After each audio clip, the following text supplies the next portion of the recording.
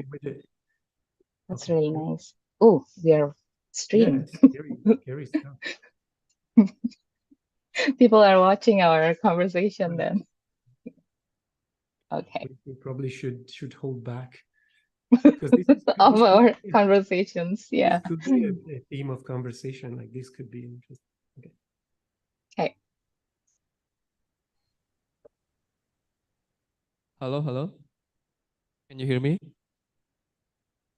Okay, nice. Hi, Aldi and everybody. Oh, wait a minute, Bayas. Double ya? Keluar dari sini juga keluar.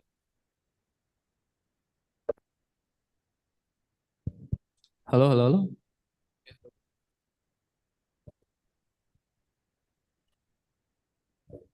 Hi Bayas, hi Professor Goleni. I will be one of your moderator and what it's called about penanggap in English. Commentator, maybe? Your presentation, Professor Goleni. It's really interesting book about how to diffuse theory and fiction, but I think it's about more practicality on like before this session you talk about on conceptual games, but for the clouds you try to use it from literature perspective. So indeed I interested to talk about your book. Thank you. Oh, tell me when to start, and I'm happy to start. Wait, I'll talk to the committee. Enggak. Citara, kita mau mulai kapan?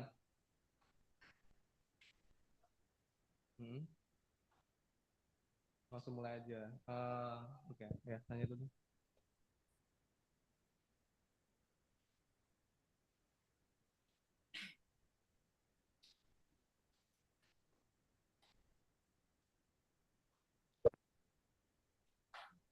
Hello, hello. We can start around 3 more minutes.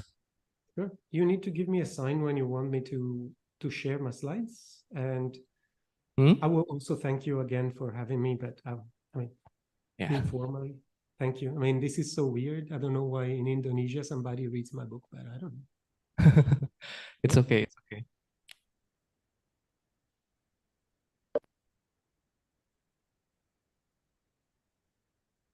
What are you talking about, Stefano? You are very famous in Filsafat Universitas Indonesia. A lot of them, my students, they've written undergrad thesis and articles using your theory. Yeah. I don't believe you. One instance is Aldi. Aldi's graduated.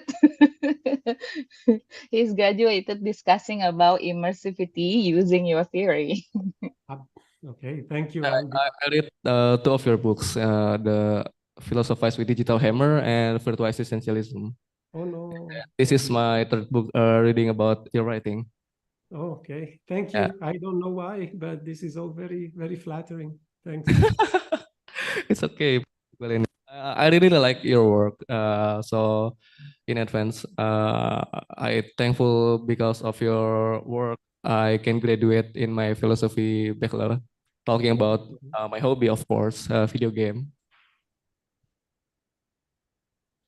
I recently wrote the one about fictional games, but there is probably not very much onto.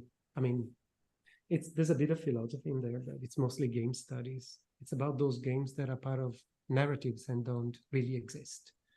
Yeah, I think it's very unique. Yeah, we read that too. We read that one too.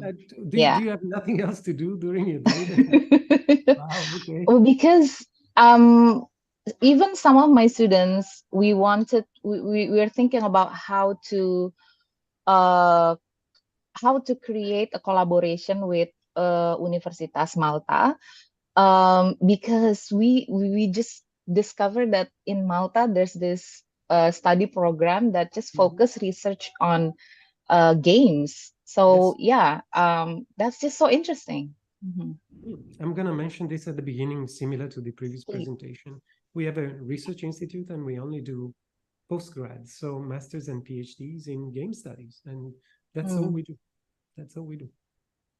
So yeah, very Wow. lucky also because I teach way less than if I were part of a regular department and not a research center. So yeah. Mm. And I'm having a class at 10:30. So yeah, Okay. so I mean, it's so weird that you know all about these things. Like it's very random. Like I'm very, very happy, but I find it so strange that somebody on the other side of the world takes an interest in, you know, like similar to you, Sarah, as you write something and you throw it in the void and hope that somebody finds it or reads Yeah. it. Even like one person that is still very valuable for me. I Even also just randomly one read your fiction, so you have to translate it through Google first. Yeah. I did it.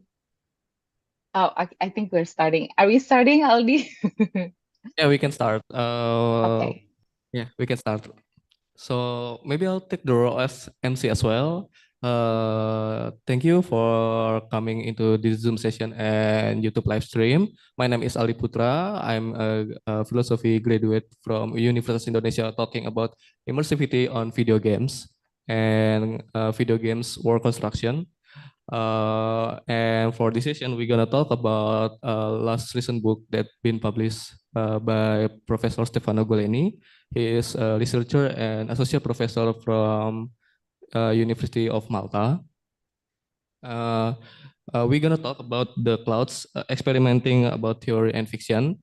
And I also want to introduce for my lecturer, Saras Dewi, that introduced me especially to Stefano Goleni and helping me through my hard time doing my thesis. So for now, maybe we can start. Professor Goleni, you want to share your screen, Yes. presenting for your work? Okay. Tell me if you can see it. Yes, we can see it. Fabulous. And so can I just start with this presentation? Yes, you can start. Well, of course, I want to start by thanking this great community of Indonesian philosophers that somehow got interested in my work. I was talking with Saras before, and I was like, for me, it's so random that somebody from Europe gets to be read in Indonesia, especially when, I mean, my work is so specific and so tiny. But so this one in particular is called An Experiment with Theory Fiction. And it talks about a new book that I wrote. Let's see. A quick introduction to myself. My name is Stefano, and I'm a professor at the Institute of Digital Games at the University of Malta. In case you're not familiar, because, yeah, you live on the other side of the world, Malta is that little tiny island with the circle around just below Italy. I also teach in the US, and if you've heard about my work, which you probably didn't until now, it is because I am the kind of academic who makes games as part of his academic output. So, hello, it's nice to meet you. I made a few games that you might or might not have played in the past.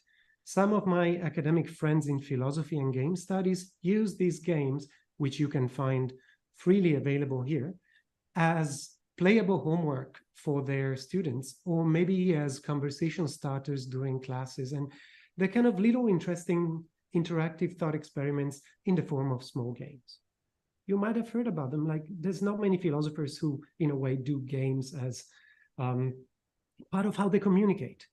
But I also do more normal stuff, like as Aldi already mentioned, I have a few books out that deal with virtual worlds and philosophy and games.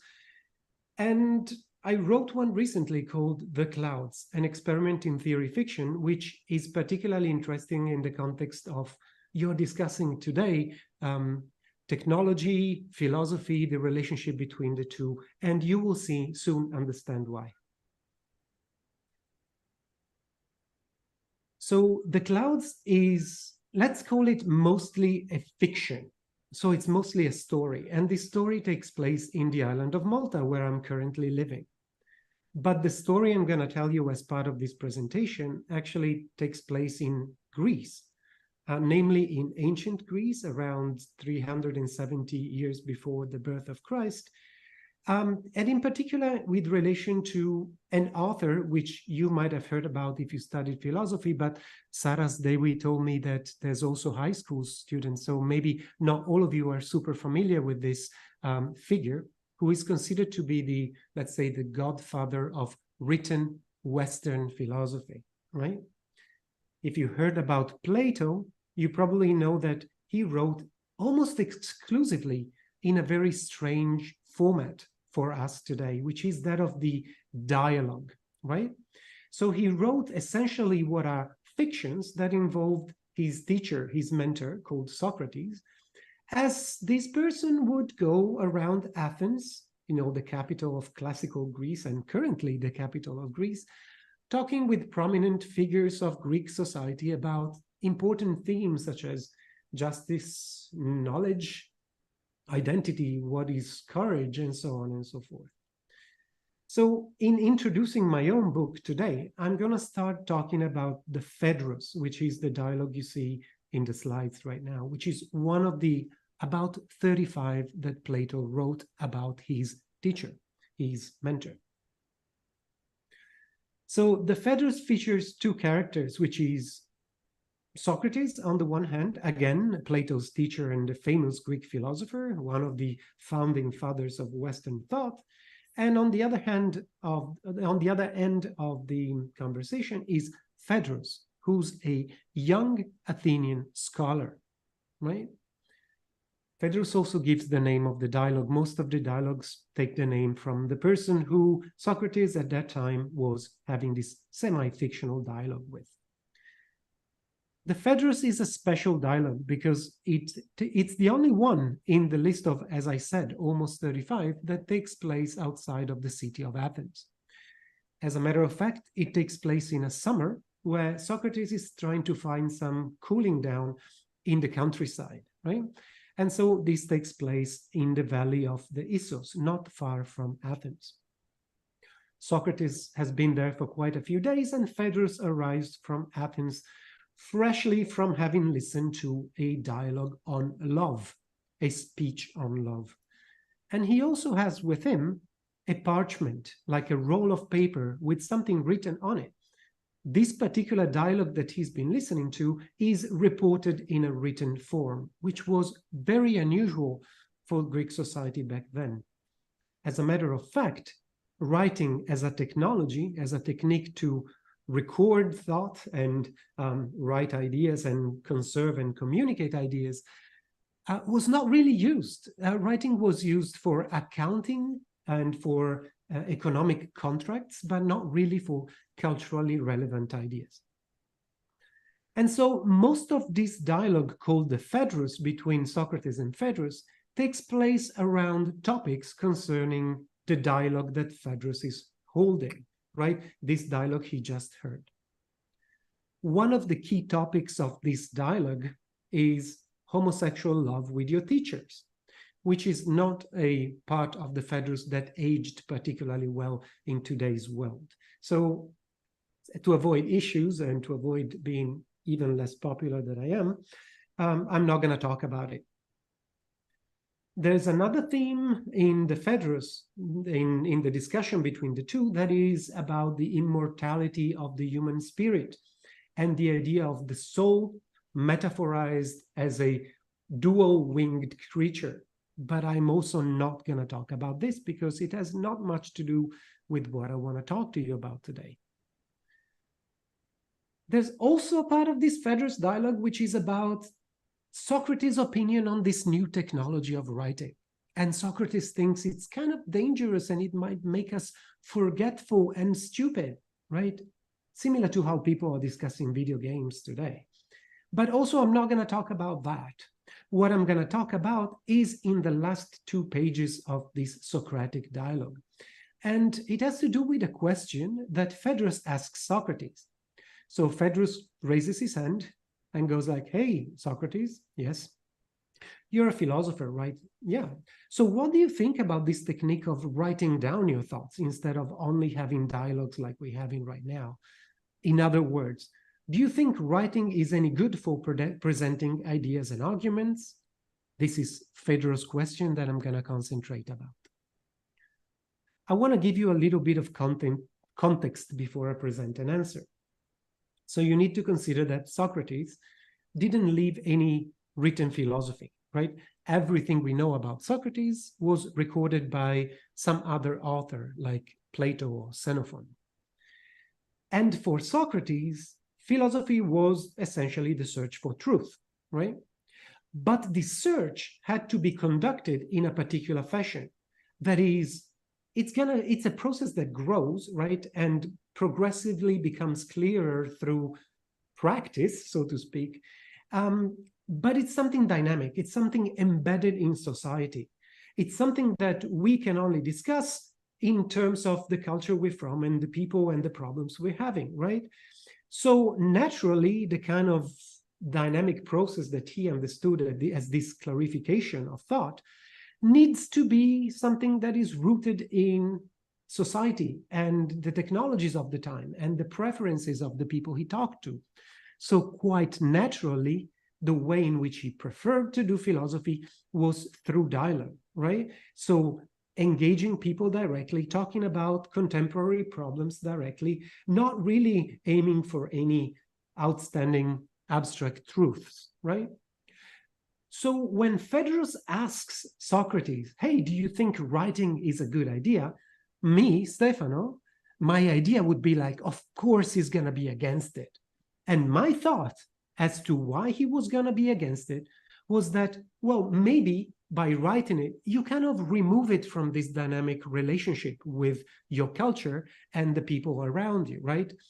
I imagine that crystallized in the form of text, the philosophical ideas would be, in a way, removed from this discussion and risk becoming dogmas that we accept only because they are written.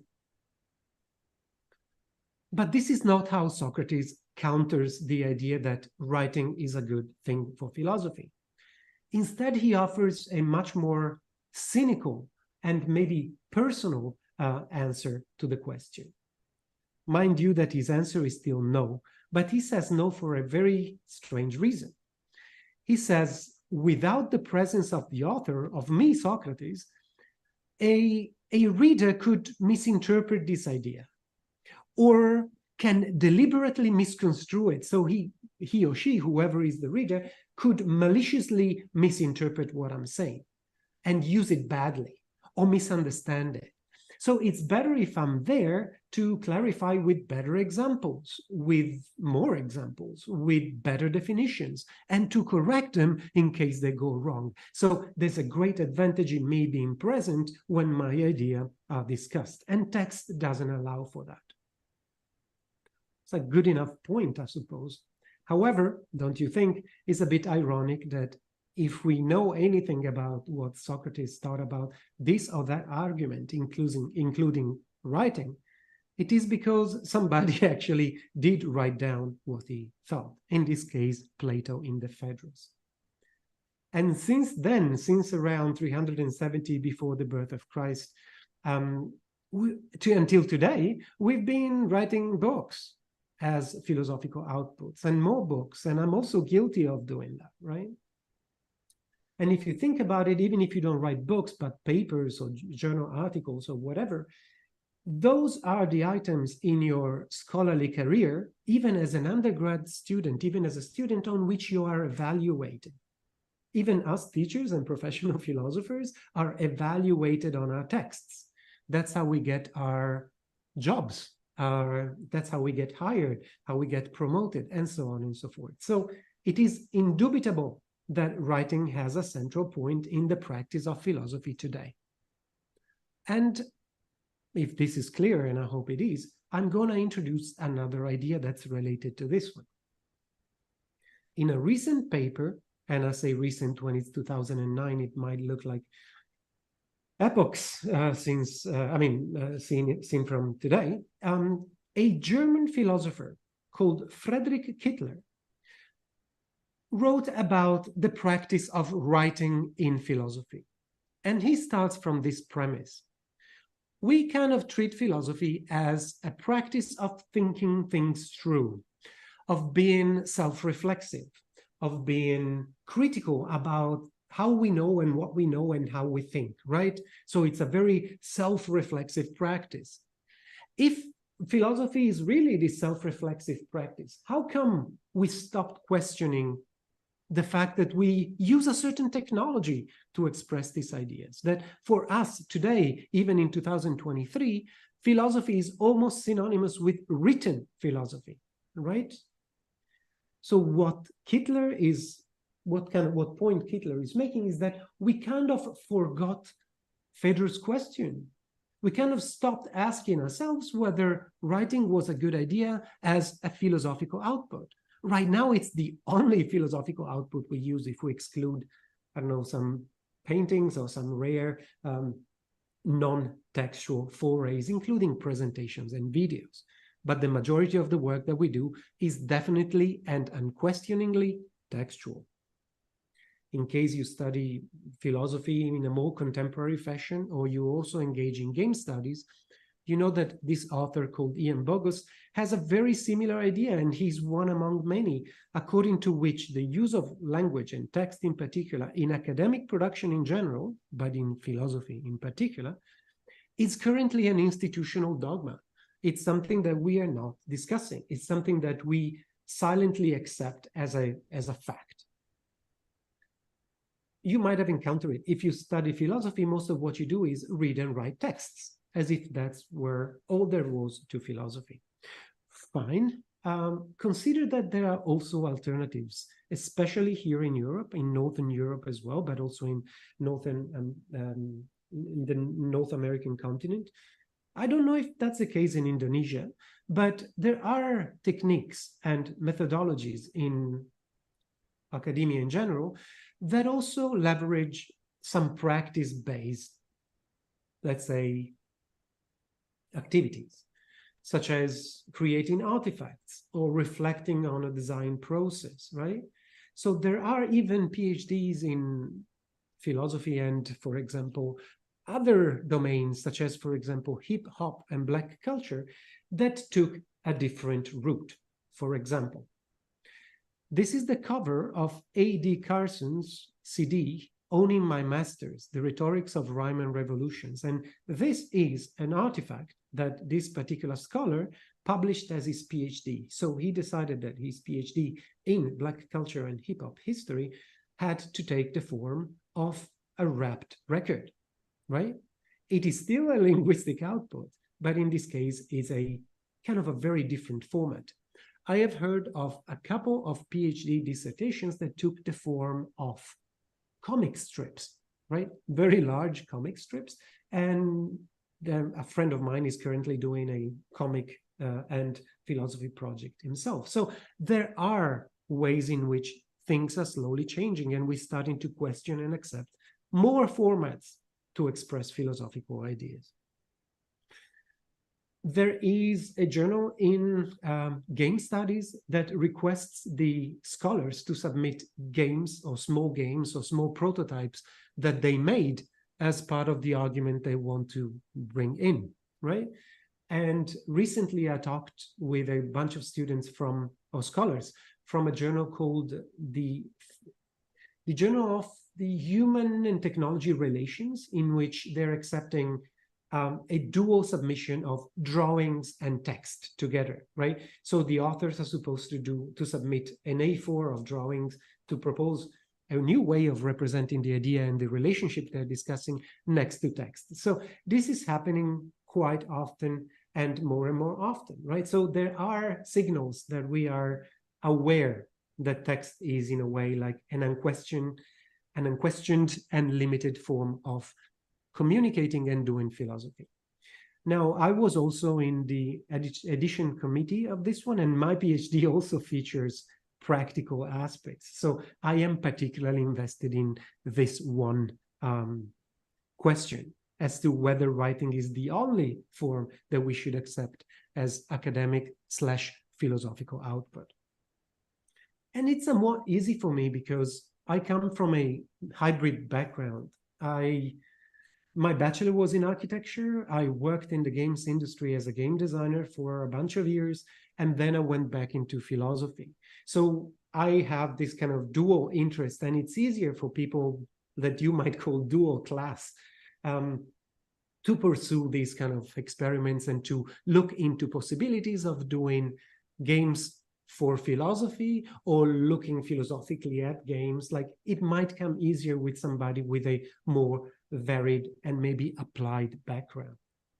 In fact, you can, in my website, you can see some of the games for philosophy that I made that in a way explain and redigest certain philosophical ideas. One of them is Necessary Evil. I mentioned already Something Soup Something. I made one which is called Here, that is about indexicality. A recent one, which I already discussed, which is called Doors. And I wanted to talk to you about some of these experiments in detail before I, let's say, conclude with the new book. I made some of these games, like Necessary Evil in particular, to allow players to, through interaction and playful being in those game worlds, to explore certain philosophical ideas. In this case, Necessary Evil is about realizing through gameplay that the virtual worlds that we play into, in a way, manifest a subjective, idealistic view on the world, right? So it leverages an idea of George Berkeley to make a point on how we make video games. If you've ever played Something Soup Something is another experiment of that kind that allows you through play to understand that perhaps the way in which you categorize and label the world is limited, and that maybe analytical definitions are impossible to achieve for certain categories of things that we interact with every day, like the notion of soup. And to do so, the game leverages some ideas of Ludwig Wittgenstein, right?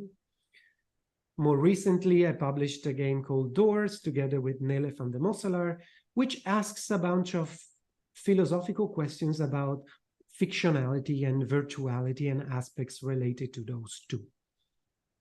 So I showed you some of the games that I encourage you to play them. They're all short and free, so not a big waste of time if you don't like them.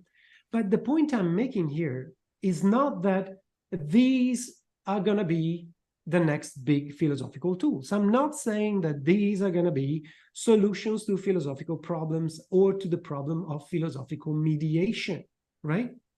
What I'm trying to say here is not, let's use video games, but let's use perhaps a mixed approach wherever we find it necessary to express our ideas in a way as opposed to the other. I'm going to get a bit more into depth about this later, but for now, consider that, for example, in a similar fashion, my games do not exclude a textual approach. For example, in Necessary Evil, part of the philosophical points are made through text. And if you go on the website of the game, you can also download a paper about the same idea made into a peer-reviewed journal article, right? So if you see the website of the game as a philosophical output, it is made by playable parts, textual parts, and even academic parts, right? Not excluding text, but perhaps including a variety of modes and sources of communication. Similarly, Something Soup Something has some text that pushes the narrative forward, some text that explains the philosophical point better. And on the website, you can also download papers that were written about the games and this game and the ideas that I portray in this game. And finally, indoors, excuse me, we have a similar idea. We have text also helping in making the philosophical point, text that drives the narrative of the game forward, and eventually text as an academic venue for similar ideas, only expressed in a more traditional fashion, in a more conventional fashion, if you will. So the point that I'm making is not video games are the best philosophical thing ever, although I like them very much, but the fact that there are multiple ways to express ideas and multiple advantages as well as disadvantages in any media forms. And we should try to discriminate what is better to use in whatever occasion. So depending on what we're trying to say, we might be better suited with images, graphs and text and images, interactions, maybe movies, and I don't know what. This is a point that I already made in 2015, right? And if you read this book, and some of the students of Saras here already did, you probably are considering that this is nothing particularly new. And I agree with you, like I've been discussing this for the past decade. But today I talk to you about something slightly different, which is in this new book called The Clouds, an experiment in theory fiction. What's special about this new book? Well, it's an experiment in theory fiction, right? It's not an experiment with using a new medium for philosophy. It's an experiment of doing theory and fiction together in a strange way. Let me explain you what I mean. So, essentially, the book is a fiction, is a story, is a narrative. To be more precise, is a science fiction story about some philosophical ideas. It's almost like an academic experiment to see, like, can I get academia to accept this as a valid output, right? And in this case, I'm not using, as I was mentioning, a new medium. I'm not using computer animation, computer interactions, movie, virtual reality. No, I'm using a very traditional format in the sense that I'm putting out in the world something that has two covers, a title, and a bunch of pages in between. But in this case, it's not a theoretical text. I told you it's kind of a fiction. I will elaborate on this later. To some people in the audience, especially the teachers in philosophy, they might be rolling their eyes and say like, oh, well, what's new about that, right? Like fiction has always been part of our philosophical tradition, especially I'm talking from a Western perspective, right? If you think about it, Plato wrote fictions. We started the presentation with these kind of semi or completely even fictional dialogues that we called the Socratic dialogues.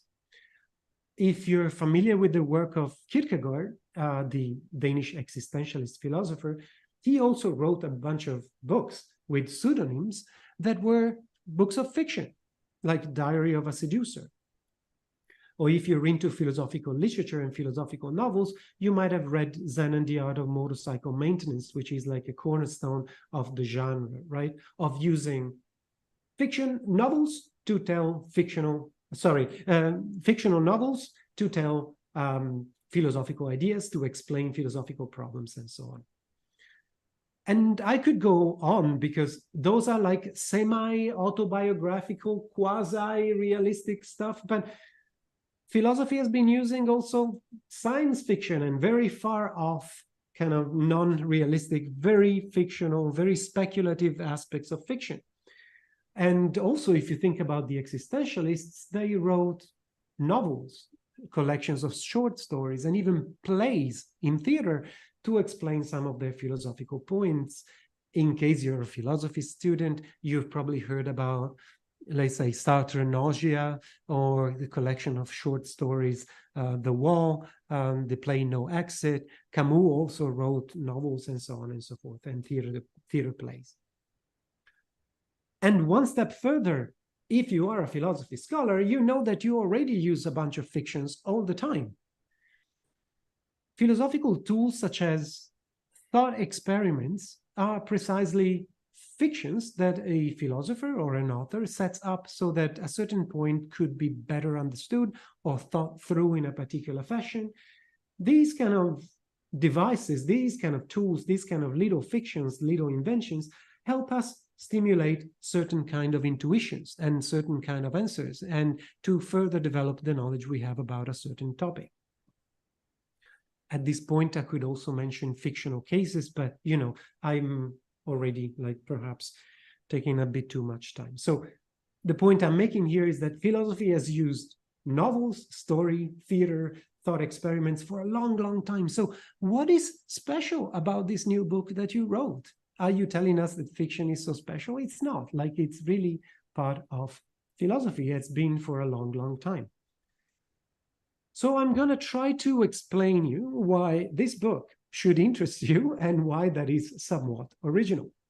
And the answer to that question, or to those questions, is that the book is actually an example of hybrid textuality. What do I mean by that? I mean, the word says it itself.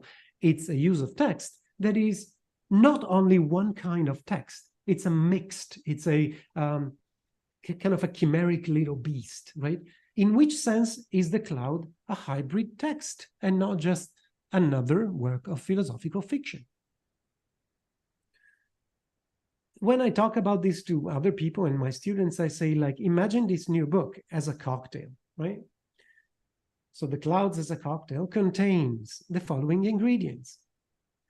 So the novella that is part of the book has 8 chapters. So let's mix into this cocktail 8 parts of fiction. Then there are 3 parts on non-fiction. So in this book, I also put 3 traditional philosophical essays with references, proper argumentation, logical construction of points. And these 3 parts on non-fiction, so these 3 essays, talk about the same ideas as in the fiction. So just presents very similar ideas, maybe a bit more in depth, and in a different format. Instead of a fiction format, they have a non-fiction format. And eventually, there's also one part of meta-reflection. So one part in which I, once again, Stefano, talk about my writing this book and what kind of experiment it is, what advantages, what difficulty, and how to join these fiction and non-fiction parts together.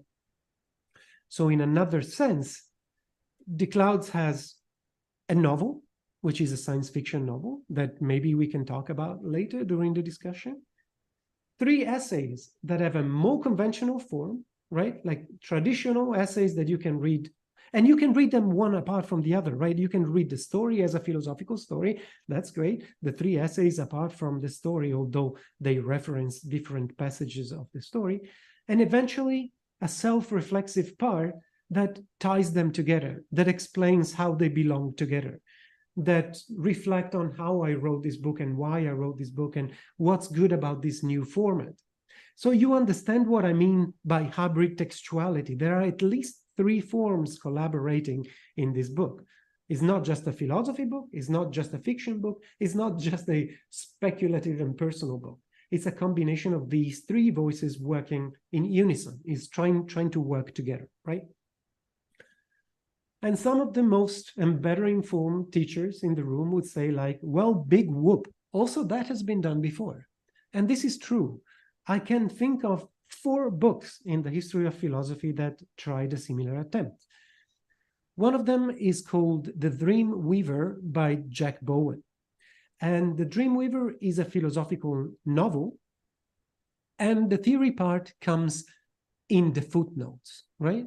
So whenever the author thinks that a certain philosophical point needs further depth and better explanation, the author would make a footnote in a more classically philosophical form in which everything is explained in a nice argumentative fashion, right?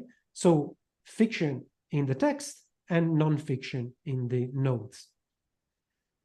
A friend of mine called Federico Campagna, who's an Italian philosopher, wrote recently a book, I think it's 2020 or 21, called Prophetic Culture. And this book itself functions with components of both theory and fiction, right? It's mostly, I mean, I'm simplifying the matter here, but it works with a chapter of fiction and a chapter of nonfiction, a chapter of fiction and a chapter of nonfiction, right?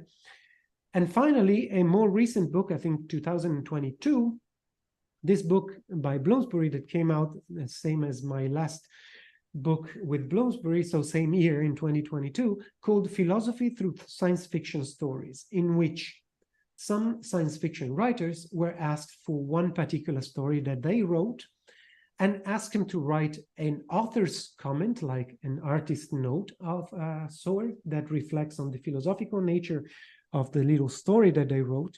And then the editors would also comment and have a philosophical analysis of that very story. So you, in this book here, you have a similarly story by story, a combination of 3 different tones, 3 different forms, 3 different voices.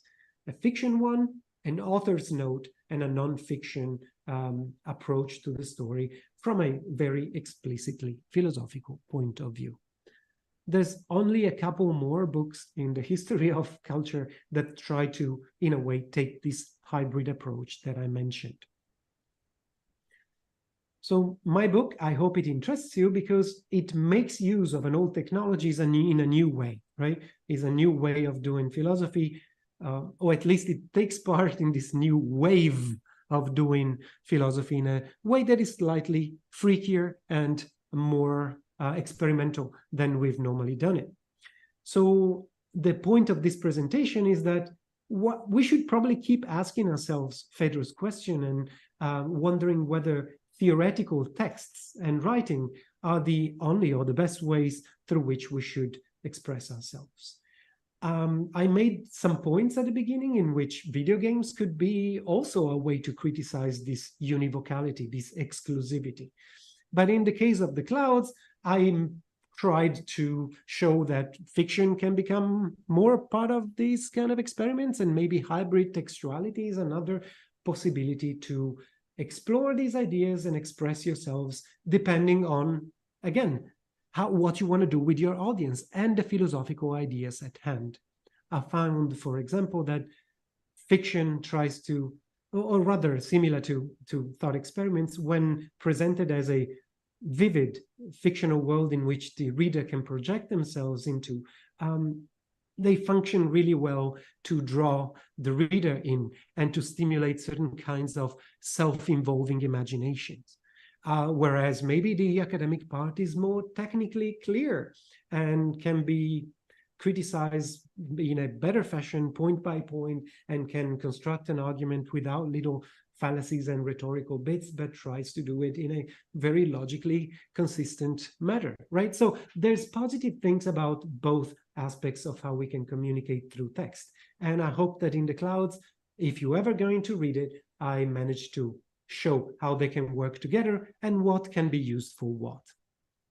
Before I thank you again for the interest towards my work, both with games and with hybrid forms like the clouds, I would like to recommend you, if you're interested, to have your library buy the book. It's still very expensive because it's still out in hardback. But if you don't have money, or if you're interested to read it, or if you don't work for a university or study in a university, you can maybe send me an email, and I'm going to be very, very happy to pass on to you like a digital draft so that you can read it for free if you're interested. It's a tiny little story. It's a freaky little experiment. And if these kind of things excite you, and if you're also a fan like me of science fiction, this might be something that triggers your fancy and stimulates additional philosophical thoughts. So I was very happy to be with you. I'm hoping to have a great conversation after this one, and thank you so much for listening, and maybe thank you for reading my book in the future. So I hope this was okay for you guys. Thanks. Okay, thank you so much, Mr. Guareni, for explaining your works. I hope this was intelligible and I was not too fast. I don't know. No. It's in a quick pace, I think. I want to talk about my opinion first. When I read The Clouds, it's actually very intriguing that for your works that start with talking in fiction, I usually read your books. Two of your books that fertilize existentialism and Philosophies with Digital Hammer, that you talk a lot more in a way that our academic tend to dogmatize, like what you said before. It's actually a very interesting story. I want to spoil to you guys. You should read for yourself. I think this is Sarah's problem as well, that I think she read it too and found it interesting, but cannot discuss details of it because that would give out some of the tricks that are in the book. Yeah, I actually want to talk about your book more truthfully, but I think it's spoiling for some people. It's a good experience to read the clouds. So I think I won't be able to spoil to you guys. I'm very sorry. But in the general idea, uh, it's talking about the point that I get from your book is talking about the uses of any technique or any medium that we can express our philosophical thoughts. It's not just about writing, but we can do it on movie or video game as or any other media like theater, like we still can do, and maybe any arts that can explain our philosophical thoughts. It's very fine to us to do, but uh, but I think the problem is that yeah, our academic institution is still dogmatized that whatever reason that we must finish our academics purpose, we must do it with basically text. But I think it just because of our history that if we want to gather information and we want to talk about our any ideas, we should talk it by reading and writing again and reading again and writing again. But especially in our modern era, we can do it by any other media. Especially, I like. First of all, I learned philosophy not from books but from video on YouTube. I actually forgot about what it's talking about the topic, but actually got into philosophy just because I'm watching YouTube videos. That's for me personally. Maybe how about you, Mbak Saras? Are you still there?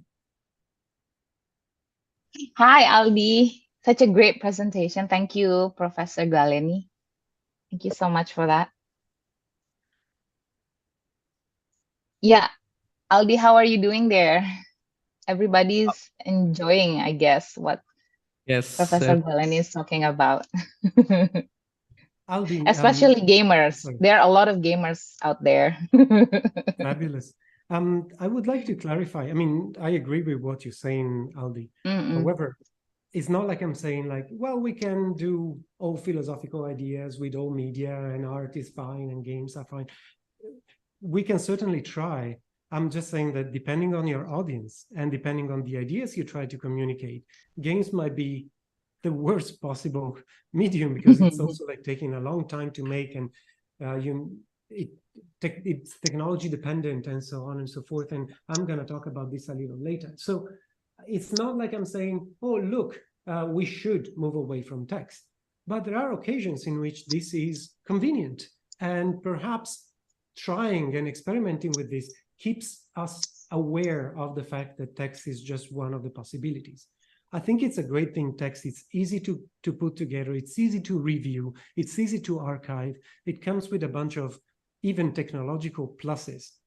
But if we just take it as a given, perhaps then we're in an age of forgetting that this is also constraining the way in which we express ourselves and think, right? So I'm not saying, oh, look, do everything with art, do a little dance, and that's going to be your thesis. No, I mean, philosophy is still this idea of thinking clearly and expressing oneself clearly. If this can come about in an interactive form or a visual form or a video form or in a form of a conversation better than in text, or in combination with text, then please go ahead and do it. Like, let's not stop ourselves. But I'm not saying please do anything with anything, right? It needs to be done with a certain rationality and with a certain method. Here in Europe, we develop ways in which our students can also deliver artifacts next to text, right? So most of my students have a piece of something that can be a vertical slice of their game, a set of prototypes, a degree of sort of design guidelines for something, and there's text next to it. So they're already delivering hybrid materials, right? So this is already becoming something more common. And it comes from Northern European methods of creative research or research through design. So for us in Europe, this is becoming more common. I don't know if that is the case in Indonesia. Thank you for your feedback, Mr. Goleni. Okay. I could also add a little something that, think about this. the story that I told you today started with Plato, Mm. right? And Socrates and this little ancient piece of text, right? And today we can still go and read the Phaedrus, right? I can go to my library here, actually I have a copy here, and read it and scroll through the pages. There are some games that I made in 2011 or 12 that are no longer playable because they're obsolete technologically, in the sense that the operative system on my computer, or maybe the browser that we're using right now, or the libraries on the Apple Store have not been updated, right? To make that game work again, I would need to rework it for the modern technology.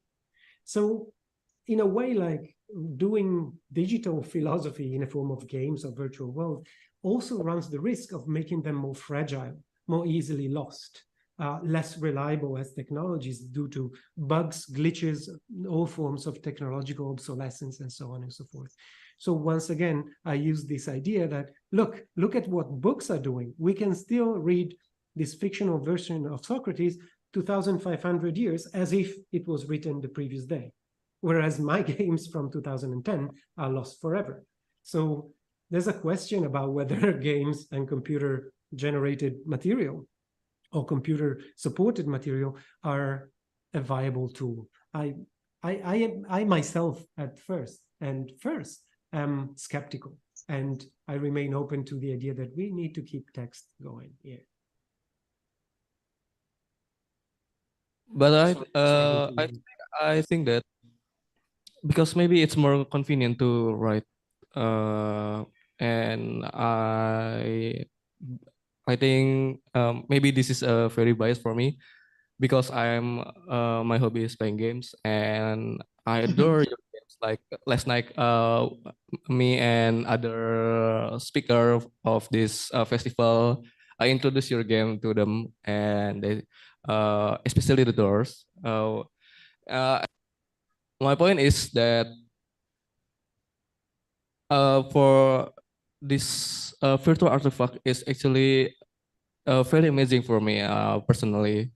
But yes, well, talking about proposing ideas, it's just doing some experimental stuff. Thank you. Consider that the game that you like, Doors, took 12 people part-time about a year to make, next to their part-time jobs and so on. And it cost about, I don't know if you know how much a euro is worth, but yeah, I mean, I was not paid and my collaborators were not paid, but the technicians that work with us were paid, and it cost about, let's say, 10,000 euros. A year of work, 10,000 euros. And we're still fixing parts of it, right? So do you have an idea of the investment that takes, even for a small little free piece of whatever game? Next to the paper that we wrote about it, took us 2 months to do when that is done, right? And we just needed text, a text parser, a text editor. So technologically, we're not, even like in the making, not just in the fragility and in the long-lasting qualities of this medium, also in making them, it's hard and it takes a lot of money, and you need to be a bit of a privileged academic to have that kind of not only knowledge, but also money and people available to do so. So I would take them more like an experiment than the future of philosophy. But I understand that for you, it's great because it's also new and captivating and funny at times. Yet the investment is like writing 10 papers or something. You know what I'm saying? It's harder, right? Yeah, for 10,000 euros, making I cannot imagine that. It's a lot of money. I mean, even for us, it's a lot of money. Thankfully, I had somebody investing that money in my project, but 10,000 euros, I don't know if you know how much that is. Like, I would say, maybe a used car.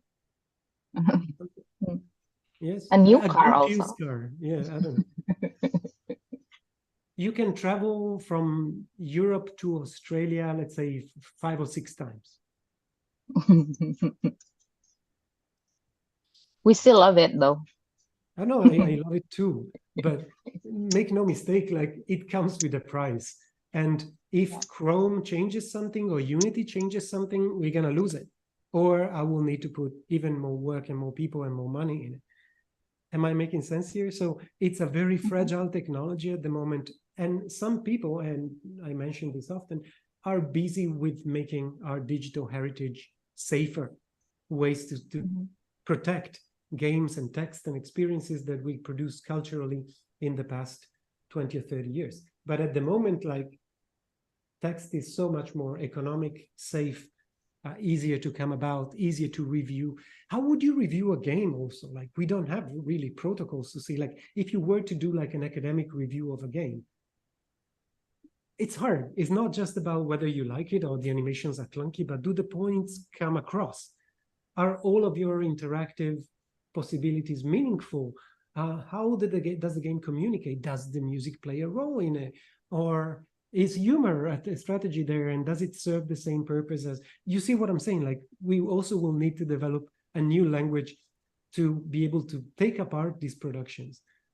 And of course, there is a field like games criticism, but yeah, we don't normally review these kind of artifacts academically. So how do we do it? What do we value?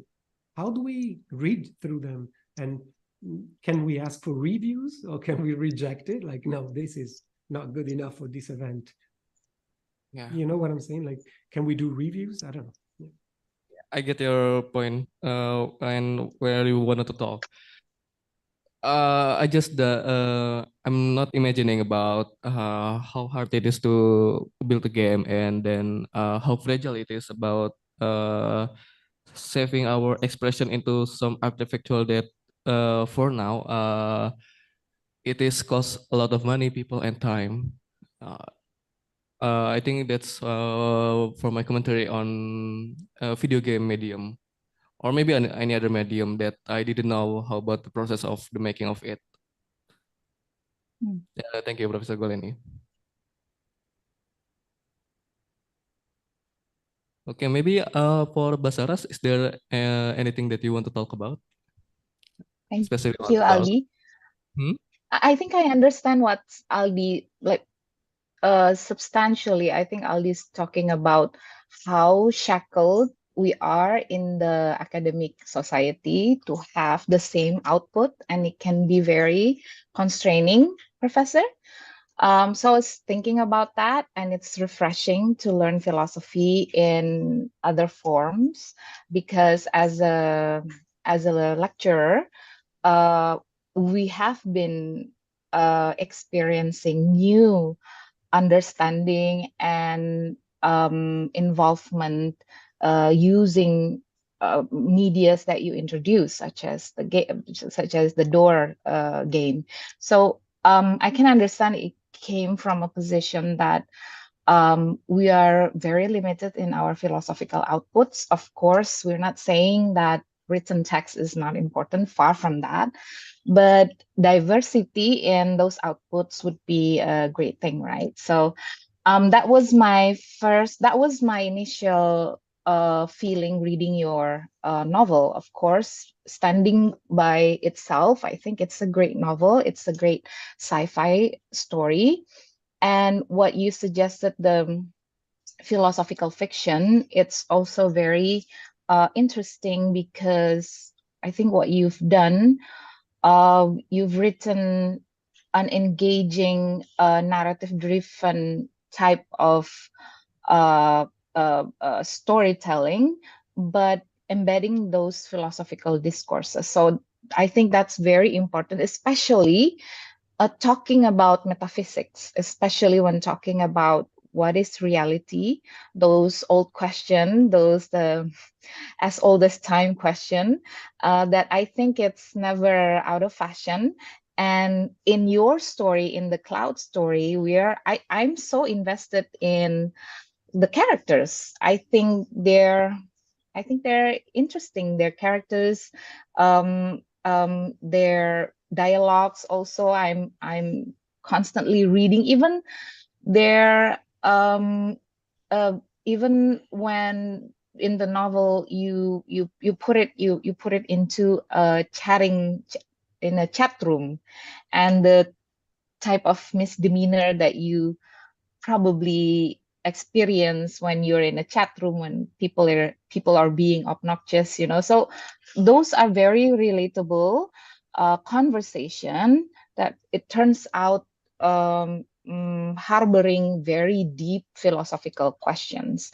So I'm very interested in that. But also I think yes, in Phaedrus and then in Plato, but also it reminds me a lot from the Indonesian perspective of philosophy, from Indonesian philosophy, especially Indonesian ethno-philosophy, that the philosophical source of the ethno-philosophy is rooted in it flows in these various cultural artistic expressions in songs, in folklore, in dance, and even music. So it is in a way. I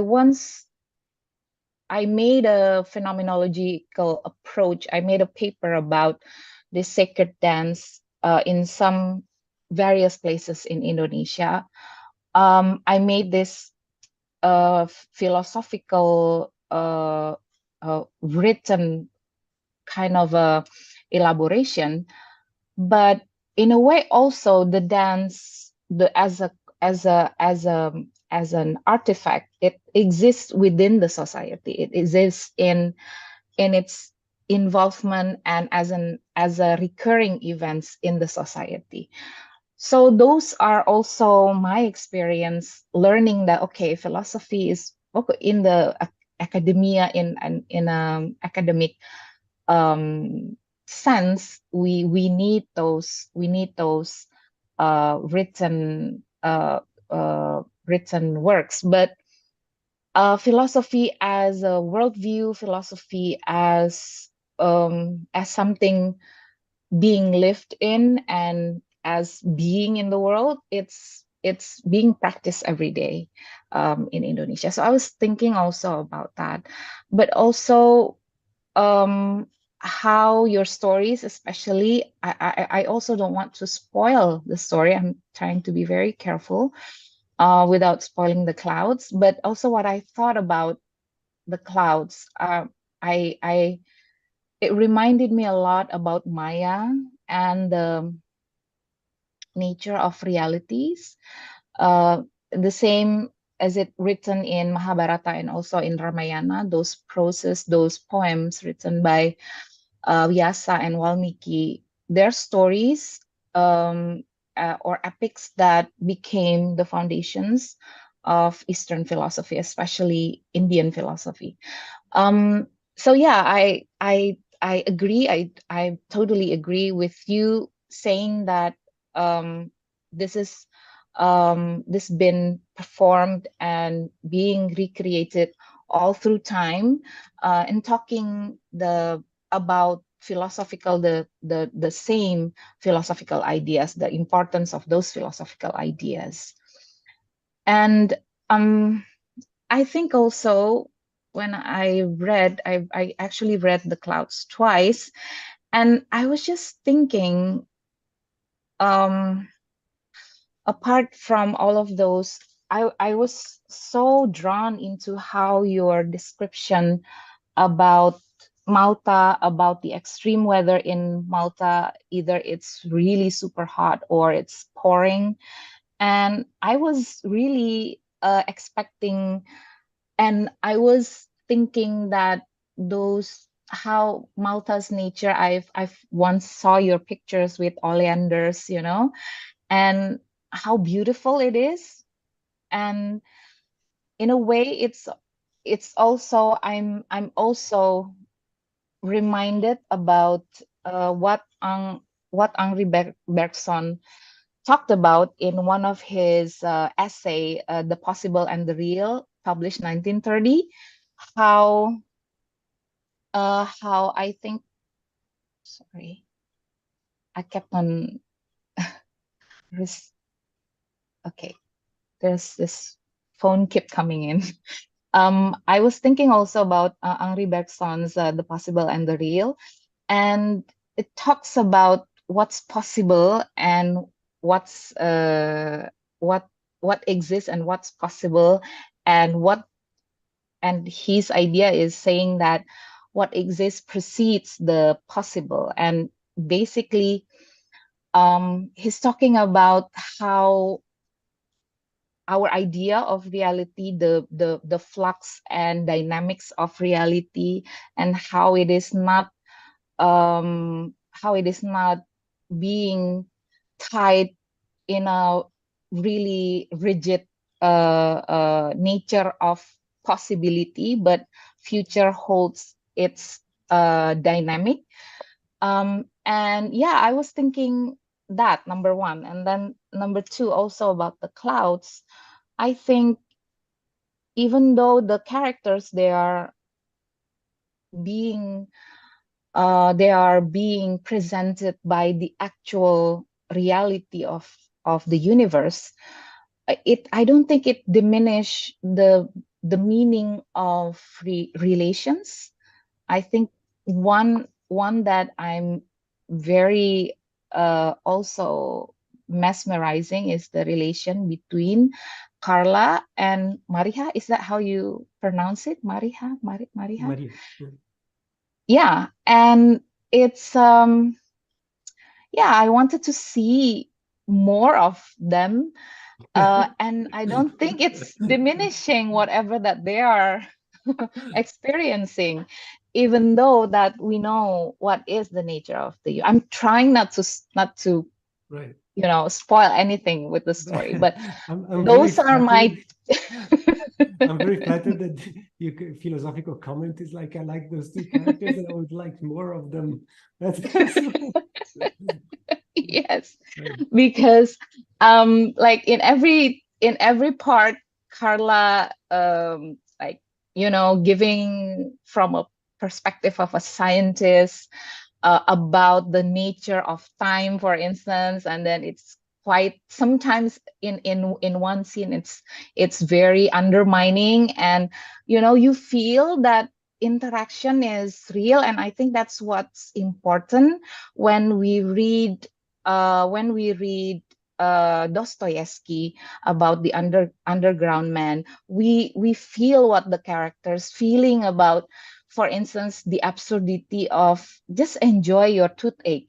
For someone who's been experiencing toothache, it's not enjoyable. It's nothing to be,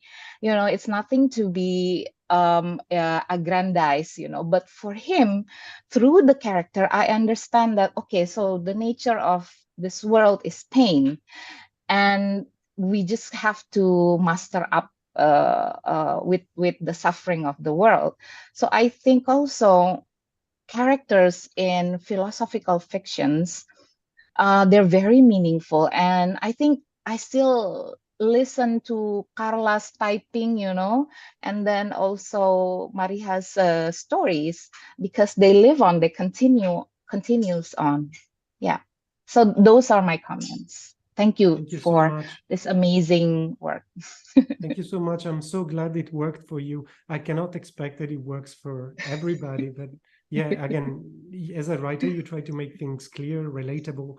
I mean, that's when you start to get drawn into, but maybe somebody who's younger than us, Saras, might not have the same experience, or maybe somebody of a different sexual orientation or gender or age or life experience. So I hope that many people will feel like you, that the story becomes even more interesting and the philosophical points get, in a way, flesh on their bones because they live through these characters. But yeah, I hope Stefano, may I ask something about, for instance, those beautiful scene in Malta, those are real, right? I mean, like it's there in the map, and then we can see pictures and people who've flown and visit Malta. It's such a realistic, it's a real experience. But I want to ask you, if we, as Aldi said, we enjoy your game so much, and in some ways we are the detective trying to understand those doors. We're living and we're immersed in it. But in a way, when we know that it's, I mean, just playing it as a game, it's not taking away the pleasure of it, you know. It's very pleasurable actually. We still can maintain those values and sensations, even though we are not as, you know, gosh, it's so hard to talk about this without spoiling the novel. Even though what, for instance, the Hindus talking about Maya and the world is Maya is the ambiguity of the realities. So yeah, that's my question. Well, living even in a limited understanding, we still have some sort of pleasures, right? I think you touched an interesting point that I really think qualifies my work as opposed to some other people, which is, I don't know if you noticed, but actually you did because you just commented on it, that I try to make games that work well with games first and that tie well with the philosophical point, right? So similarly, The Clouds, I think that you could read it as a novel and it would work by itself without then all the other apparatuses that I mentioned. So you touched a very interesting point that I try to, in a way, make the form as much as possible with my limited capabilities shine and not put it to the service of academia. They need to live together in a way that each of them flourish.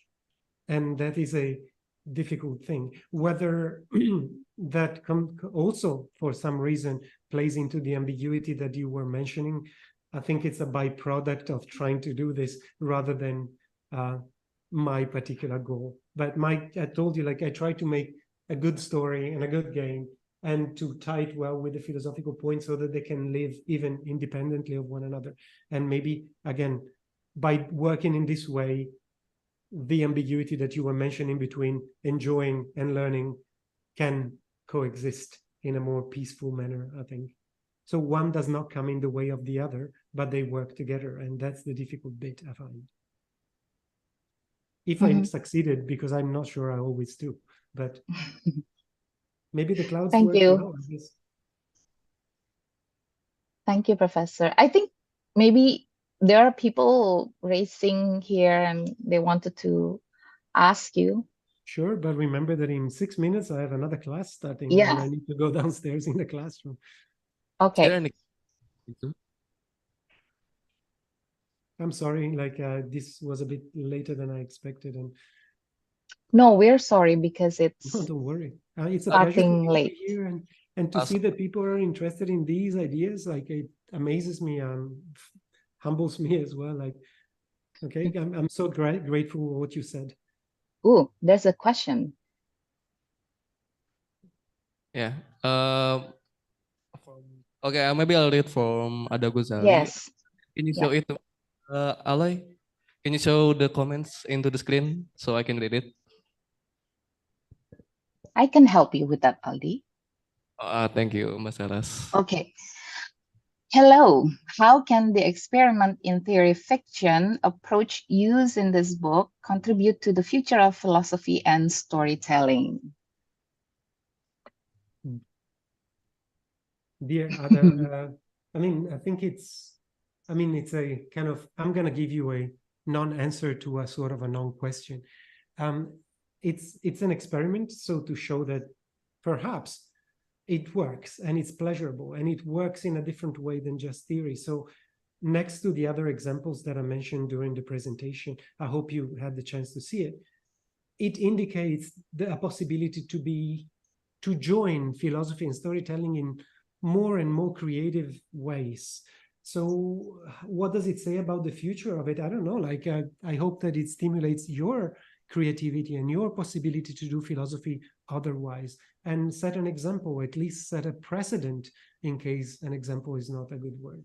Because by saying example and saying like, look, I did it well, I don't know if I did it well, but at least I did it and somebody published it and somebody read it and somebody found something worth in it.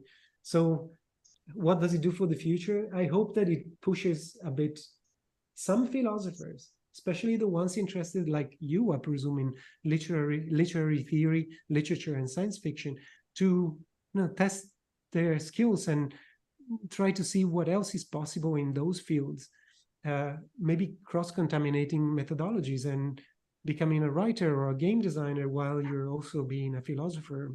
Philosophy being, like, in my opinion, at least, like a more general and abstract way of posing yourself towards question and knowledge and information and communication. So I hope that it helps you be more courageous and maybe give some inspiration in that direction. There's nothing more than that. Is an artifact that you might follow, might like, might dislike, might respond to, might imitate, might expand upon, or you might make something entirely different based on the fact that you disagree with me. And that's fine, I think. I hope that helps. I hope some of you, if you're interested, again, like, it's a very expensive book, and I'm sorry about this. The next one is going to be way cheaper. But in case you want to read it for free, Yes.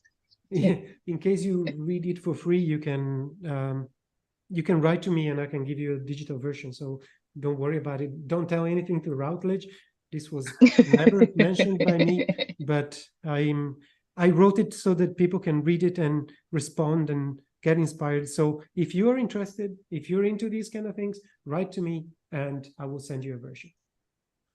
Okay, thank you, Professor Regolini. There is someone Thank you, here Professor. that wants to talk and ask some question about the presentation. I can do it very quickly if they accept that I'm going to be very quick at it. Yeah, it's okay. Sorry, my 20 students are waiting downstairs. So. Oh, okay. One more question, just one more question. Yeah. Sure. Was this okay, the presentation? Did you enjoy it? Was it intelligible? I hope so. It's great. Right? Okay. Yes, I see you. Hi. Okay. Hello.